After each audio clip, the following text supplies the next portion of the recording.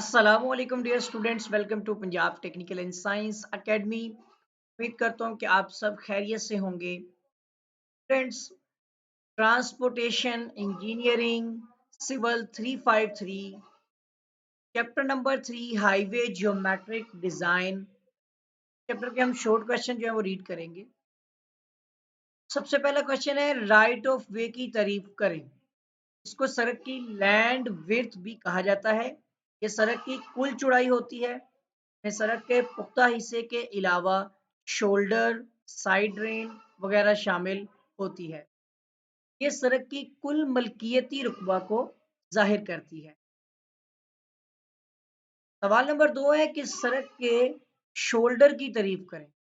सड़क के पुख्ता हिस्से के दोनों तरफ के लेवल पर बनाई गई हमवार पट्टी को शोल्डर कहा जाता है। तो बर्म भी कहा जाता है कि कम से कम चौड़ाई 1 मीटर रखी जाती है। सवाल नंबर 3, सड़क के फॉर्मेशन की चौड़ाई की तारीफ करें। सड़क के पुख्ता हिस्से और इसकी अतराफ पर शोल्डर्स पर मुश्तमिल चौड़ाई को सड़क की फॉर्मेशन विड्थ कहा जाता है। सड़क जब कटाई में होती है, ये चौड़ाई तैयारशुदा सड़क की सतह पर कुदरती ज़मीनी लेवल से नीचे होती है, जबकि बराई में होने की सूरत में ये चौड़ाई कुदरती ज़मीनी लेवल से ऊपर होती है। सवाल नंबर 4, सड़क के कैरिज वे की तारीफ करें। सड़क के पुख्ता हिस्से की चौड़ाई को कैरिज वे कहा जाता है। इसको मेटल्ड विड्थ भी कहा जाता है। अकहरी यानी सिंगल सड़क में कैरिज वे 3.8 मीटर रखा जाता है और ज्यादा लेन्स वाली सड़कों पर कैरिज वे की चौड़ाई 0.5 मीटर यानी 3.5 मीटर फी लेन के हिसाब से रखी जाती है। सड़क की लेन की तारीफ, ये लेन्स क्या होती हैं? लेन है बेसिकली जो आप देखते हैं ना, सड़क को डिवाइड किया गया होता है। उसी लिहाज से सड़क इतनी चौड़ाई जिस पर म्यारी चौड़ाई वाली गाड़ी, एक आम गाड़ी जो है वो एक सिमत में आसानी से गुजर सके, लीन कहलाती है। लीन को सड़क की चौड़ाई की इकाई कहा जाता है। इसको बे ऑफ रोड भी कहा जाता है। इसी सड़क की लेन्स की तादाद का इन्हसार सड़क पर चलने वाली मौजूदा और आइंदा चंद सालों में चलने वाली ट्रैफिक पर होता है। सवाल नंबर 6, ड्राइव ऑफ वे की तारीफ करें। ऐसी सड़कें जो कि अहम शहरात यानी हाईवेज को service station, bank, filling station और तजारती मराकज से मिलाए, ड्राइववेज कहलाती हैं। इन सड़कों को की जो चौड़ाई होती है वो कम होती है, लेकिन म्यार हाईवेज जैसा ही होता है। इन सड़कों पर आने वाली गुलाइयों के रद्दास बड़े रखे जाते हैं ताकि तेज रफ्तार गाड़ियां आसानी से गुजर सकें। सवाल नंबर 7, सड़क के बरम बरम की तारीफ करनी है। बरम बेसिकली पुश्ते को कहते हैं। सड़क के पुश्ते की डहलवान के नीचे, बेसिकली सड़क के पुश्ते की डहलवान के निचले किनारे से खतानों तक का फासला भरम कहलाता है, यानी उसी को बरम ही बोलते हैं। ये हिस्सा सड़क की आइंदा तोसी के लिए इस्तेमाल होता है। नेक्स्ट सवाल है, सवाल नंबर 8, सड़क के कैम्बर की तारीफ करें। सड़क की चौड़ाई के रुख डहलवान को कैम्बर कहा जाता है। इसको क्रॉस स्लोप भी कहा जाता है। ठीक है। नेक्स्ट इसी की आगे टाइप्स हैं। सवाल नंबर 9, कि सड़क के कैम्बर्स की इकसाम के नाम लिखें। तो बनावट के लिहाज से कैम्बर मंदरजा झैल 3 इकसाम का होता है। पैराबोलिक कैम्बर, उसके बाद डहलवानी कैम्बर यानी जो स्लोप्ड होता है, और नंबर 3 होता है मुश्तरक कैम्बर यानी कंपोजिट कैम्बर, जिसमें पैराबोलिक और डहलवानी जो है ना, दोनों तरह की खसूसियत पाई जाती है। सवाल नंबर 10, सड़क के कर्ब की तारीफ करनी है। कर्ब, तो सड़क के कैरिज वे यानी जो सड़क की तराफ्स होती हैं के किनारों पर ईंटों, पत्थरों या कंक्रीट के ब्लॉकों की लाइन लगाई जाती है, जो कि सड़क के किनारों की हिफाजत भी करती है और सड़क की हदूद की निशानदही भी करती है। सड़क के किनारों पर लगने वाले इन पत्थरों, कंक्रीट के ब्लॉकों या ईंटों को कर्ब कहा जाता है और अमूमन वहाँ पर जो कंक्रीट का ब्लॉक लगाया जाता है जिसको कर्ब स्टोन बोलते हैं, ये उसी की ही बात हो रही है, ठीक है। नेक्स्ट सवाल नंबर 11 आता है साइड डिस्टेंस की तारीफ करें। सड़क पर गाड़ी चलाते वक्त मुनासिब फासले तक सड़क का हिस्सा ड्राइवर को साफ नजर आता है, ठीक है, या आना चाहिए। ठीक हो गया। सड़क की कम से कम जितनी लंबाई तक का फासला ड्राइवर को नजर आना जरूरी होता है, उसी को हद निगाह फासला यानी साइड डिस्टेंस बोला जाता है। यानी एक ड्राइवर जो है उसको अपने सामने जितनी हद तक नजर आएगा वो उसका साइड ऑफ डिस्टेंस है और इसकी एक फिक्स वैल्यू भी होती है, वो आप रिसर्च कीजिएगा, आगे आएगा। बल्कि इस आगे लिखा हुआ है स्टॉपिंग साइड डिस्टेंस। अब ये होता है गाड़ी चलाते हुए अगर आप गाड़ी में ब्रेक लगा रहे हैं तो वो स्टॉपिंग डिस्टेंस है कि कितने फासले पर आपने अगली गाड़ी से कितने डिस्टेंस पर रहते हुए आपने ब्रेक लगानी, यानी स्टॉपिंग डिस्टेंस क्या होगा।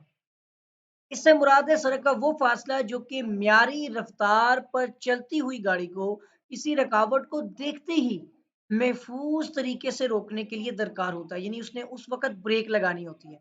का इन्हसार सड़क की सूरत हाल पर होता है, सड़क किस नौइयत की बनाई गई है और ड्राइवर की आंख की ऊंचाई यानी जिसे आपका एलिवेशन बोलते हैं, हाइट ऑफ एलिवेशन जो है आई का, और सड़क पर रुकावट की ऊंचाई पर होता है। के बाद स्टॉपिंग साइड फासलों पर असरअंदाज होने वाले अवामिल में ड्राइवर की मुस्तैदी, गाड़ी की रफ्तार देखी जाती है, गाड़ी की ब्रेक की कारकर्दगी देखी जाती है। पहले नंबर पे जो ड्राइवर की मुस्तैदी लिखी हुई इसका मतलब होता है काबिलियत, ड्राइवर कितना एक्सपर्ट है, गाड़ी की रफ्तार कितनी ज़्यादा है, गाड़ी की ब्रेक की क्या कंडीशन है कि वो ब्रेक फौरी लगती है, सड़क का ग्रेडियंट देखा जाता है, ठीक है, उसकी लंबाई के रुख जो ढलवान देखी जाती है, ऊंचाई है, तुराई है, और गाड़ी के टायर्स की जो कंडीशंस देखी जाती है और सड़क की सतह के दरमियान रगड़ की मज़ाहमत जो है वो ये चीज़ें शामिल होती हैं।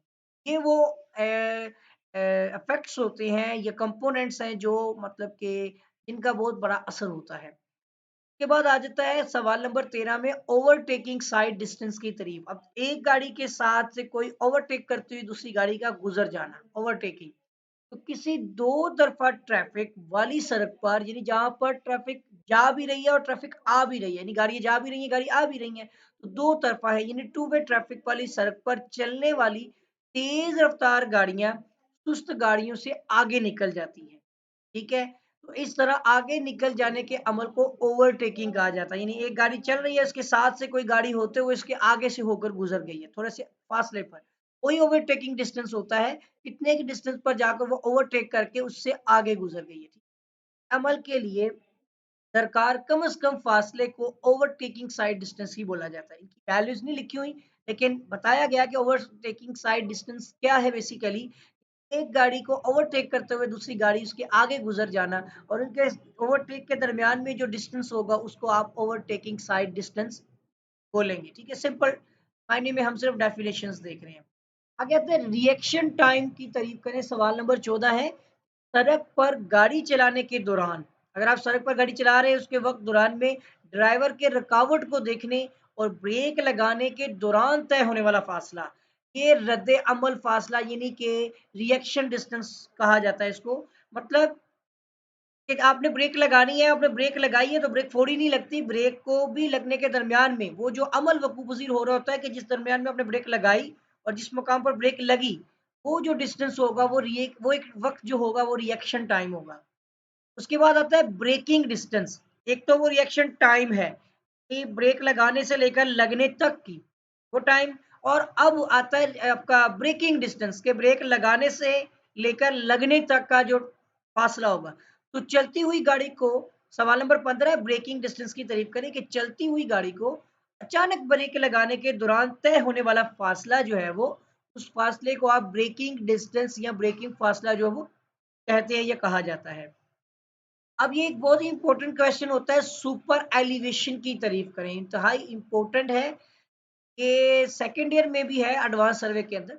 सुपर एलिवेशन की तारीफ क्या होगी कि उफकी गुलाई पर सड़क पर अगर आपने चौड़ाई के रुख में मतलब के हॉरिजॉन्टल प्लेन में ही आपने उफकी गुलाई दी हुई है, ये ग्रेडियंट नहीं है, यानी लंबाई का रुख नहीं होता क्योंकि उसमें तो स्लोप होती है ना, ऊपर नीचे ढलवान होती है, लेकिन ये है चौड़ाई इसमें हॉरिजॉन्टल प्लेन में जैसे यू टर्न है या कोई भी ऐसी गोलाई है, तो चलती हुई गाड़ी को अचानक ब्रेक लगाने के सॉरी, मैं उपला सवाल पढ़ रहा था, उफ़क़ी गोलाई पर, की गोलाई आपने बनाई है सड़क में, उस पर सड़क के अंदरूनी किनारों की निस्बत बैरूनी किनारों की अमूदी ऊंचाई को सुपर एलिवेशन कहा जाता है। अब इसमें भी ढलवान होती है, इस तरह से स्लोप ऐसे मतलब कि टर्न होती है, जैसे कि यू टर्न आ गया, तो उसके जो अंदरूनी किनारे हैं की निस्बत बैरूनी किनारे जो होते हैं ना, एक मिनट रुको। हाँ, अंदरूनी किनारों की अमूदी ऊंचाई जो होती है उसको आप सुपर एलिवेशन कहते हैं, ठीक है। ये बताया भी हुआ यहाँ पे कि निस्बत होती है, कि रेशो होती है। इसी तरह सेंट्रीफ्यूगल रेशो की तारीफ आ जाएगी। इस सड़क पर या रेलवे लाइन की गोलाई पर पहुंचने वाली, ठीक है ना, गाड़ी पर लगने वाली जो सेंट्रीफ्यूगल फोर्स होती है, यानी जब कोई सड़क या रेलवे लाइन जो गोलाई के मुकाम पर पहुंच रही होती है, जहाँ पर हमने टर्न दिया होता है, उस मुकाम पर अगर कोई गाड़ी वहां पे पहुंचती है, अब उसी मतलब कि चाहे वो कोई सड़क हो गोलाई वाली, चाहे वो कोई रेलवे लाइन गोलाई में हो, तो उस मुकाम पर गोलाई के ऊपर जब वो गोलाई के मुकाम पर पहुंचती है ना गाड़ी, चाहे कोई भी गाड़ी चीज़, कोई भी गोलाई के मुकाम पे पहुँचती है, उस वक़्त उस पर ना एक सेंट्रीफ्यूगल फ़ोर्स अमल करती है। तो एक गोलाई इसका जो आपकी जो गाड़ी होती है, उसका वज़न की निस्बत होती है, सेंट्रीफ्यूगल रेशो कहा जाता है। यानी वो जिस गोलाई पर पहुँचेगी और अपने वज़न के लिहाज़ से वो गोलाई से उसने टर्न लेना है, वो आपकी कहलाएगी सेंट्रीफ्यूगल। ये जो एक रेशो होती है। इसका फ़ॉर्मूला लिखा भी हुआ है यहाँ पे, P ओवर W है, तो V square divide by gravitational और साथ ही रेडियस होता है। वेलोसिटी के साथ अब लिखी हुई है, देखिए वेलोसिटी ऑफ व्हीकल है, जो गाड़ी की वेलोसिटी है, और जी ग्रेविटेशनल एक्सेलरेशन की फोर्स होती है 9.81 होती है मीटर पर सेकंड स्क्वायर, और रेडियस आपका जो है वो सर्कल का है, वो जो आपने गोलाई बनाई हुई है। तो नेक्स्ट, अगर आप सुपर एलिवेशन का तरीका यानी कि आपने सुपर एलिवेशन बनाना है तो उसके क्या मेथड्स हैं। तो सुपर एलिवेशन के लिए सवाल नंबर 18 है कि सुपर एलिवेशन लगाने के तरीकों के नाम लिखें। तो सुपर एलिवेशन मुहैया करने के लिए मंदरजा ज़ैल तरीके में से किसी एक तरीके का इंतखाब किया जाता है। ये 3 तरीके बताए गए हैं। नंबर 1 है कैरिज वे के मरकज़ के गिर्द सर्कल आएगा आपका, गोलाई आएगी, या फिर नंबर 2 पे कैरिज वे के अंदरूनी किनारे के गिर्द गोलाई है, घुमाव है, या फिर कैरिज वे के बैरूनी किनारे के गिर्द घुमाव है, ठीक है? तो रोटेट किया गया है। उसके बाद सवाल नंबर 19 रहता है कि गोलाई के मुकाम पर सड़क को चौड़ा करने की तारीफ। जहाँ पर आप गोलाई बनाते हैं, वहाँ पर आप सड़क को थोड़ा उसकी चौड़ाई बढ़ाते हैं। तो गोलाइयों पर ना बेसिकली गाड़ी को सड़क की सेंटर लाइन पर कायम रखना मुश्किल होता है। क्योंकि जैसे ही गोलाई आएगी, गाड़ी खुद ब खुद आप देखेंगे तो वो किनारे की तरफ, बाएँ जानिब जो है वो, अगर आप जा रहे हैं तो बाएँ जानिब गाड़ी जाएगी। तो इस हिसाब से बाएँ जानिब को जो है वो चढ़ाई देते हुए ना दाएँ तरफ स्लोप दी जाती है, ठीक है ना? तो वो गोलाई में आप जो टर्न कर रहे होते हैं ना, उसको बोलते हैं सुपर एलिवेशन। गोलाइयों पर गाड़ी को सड़क की सेंटर लाइन पर कायम रखना मुश्किल होता है। गोलाइयों पर गाड़ी के पिछले पहिए अगले पहियों के रास्ते पर कायम नहीं रहते। यही वो चक्कर होता है, ठीक है ना? यही वो मतलब कि कॉन्सेप्ट है इसका। इसके अलावा ड्राइवर गोलाइयों पर सॉरी नफसियाती तौर पर भी सड़क को तंग महसूस करते हैं। जब गोलाई आ जाए तो फिर ज़ाहिर है उसको थोड़ा चौड़ाई में मिलेगी, तो वो ईज़िली गोलाई में गाड़ी को टर्न कर सकेगा। इसलिए गोलाइयों पर सड़क को चौड़ा किया जाता है। छोटे रदासों की गोलाइयों पर सड़क को ज़्यादा चौड़ा करना पड़ता है, जबकि बड़े रदासों पर सड़क की चौड़ाई में कम यानी कि चौड़ाई में कम इज़ाफ़ा करना पड़ता है। उसकी वजह होती है कि जब रदास ज़्यादा है तो आपको जगह भी ज़्यादा मिल जाएगी गोलाई में। कि जब रदास कम होगा, गोलाई छोटी है, तो आप ज़्यादा चौड़ी करके बनाएँगे ताकि टर्न आसानी से किया जा सके, ठीक है? उसके बाद आता है सवाल नंबर 20। लास्ट सवाल है कि सड़क को गोलाई के मुकाम पर चौड़ा करने का मकसद लिखना है। क्या मकसद होता है इसका? क्यों चौड़ा करते हैं? नंबर 1 होता है उफ़क़ी गोलाइयों पर सड़क की चौड़ाई में इज़ाफ़ा करने के लिए, जो पहले तो बताया मंदरजा ज़ैल जो है वो मकासद हासिल होते हैं, उसमें क्या है? पहला है गोलाइयों पर ड्राइवर अपनी गाड़ी को सड़क के किनारों से कुछ फासले पर रखने की कोशिश करते हैं। ये गोलाइयों पर सड़क की चौड़ाई ज़्यादा रखी जाती है। किनारों से फासले पर रखने के लिए चौड़ाई बढ़ाई जाती है ताकि गाड़ी जो है वो किनारे के साथ टच ना हो सके, ठीक है ना? यानी किनारे के साथ ना लगे। या तो वो किनारे के साथ लगेगी या फिर उलट जाएगी, ठीक है? उसी तरह गोलाइयों पर सड़क की चौड़ाई जो है वो ज़्यादा रखनी, ये मकसद होता है। नंबर 2, ऊफ़क़ी गोलाइयों पर चलते हुए गाड़ी के पिछले पहिए अगले पहियों के रास्ते से हट कर चलते हैं, ठीक है? इसलिए सड़क की चौड़ाई ज़्यादा किए बगैर गाड़ी महफूज तरीके से गोलाई से नहीं गुजर सकती। अगर हम चौड़ाई नहीं बढ़ाएँगे, तो गाड़ी आसानी से महफूज तरीके से नहीं गुजरेगी। वही मैंने आपको बताया उल्टने का खतरा होता है। नंबर 3 है कि जिस रफ्तार के लिए गोलाई को डिज़ाइन किया गया हो, इससे तेज़ रफ्तार गाड़ियाँ गुज़रते हुए गोलाई से बाहर की तरफ भी फिसल सकती हैं, ठीक है ना? इस मुमकिन हादसे को रोकने के लिए गोलाई पर सड़क की चौड़ाई में इज़ाफ़ा कर दिया जाता है। अगर तेज़ रफ़्तार एक गोलाई बनाई है, आपने उसको डिज़ाइन किया है इतनी मखसूस रफ़्तार के लिए, उससे भी ज़्यादा रफ़्तार की अगर कोई गाड़ी आएगी, तो फिर चौड़ाई में इज़ाफ़ा करके ही हम इस चीज़ से महफ़ूज़ रह सकते हैं कि कोई हादसा ना पेश आए। नंबर 4 आता है कि गाड़ियों के साथ लगाए जाने वाले ट्रेलर गोलाइयों पर मोड़ते हुए ज़्यादा जगह घेरते हैं।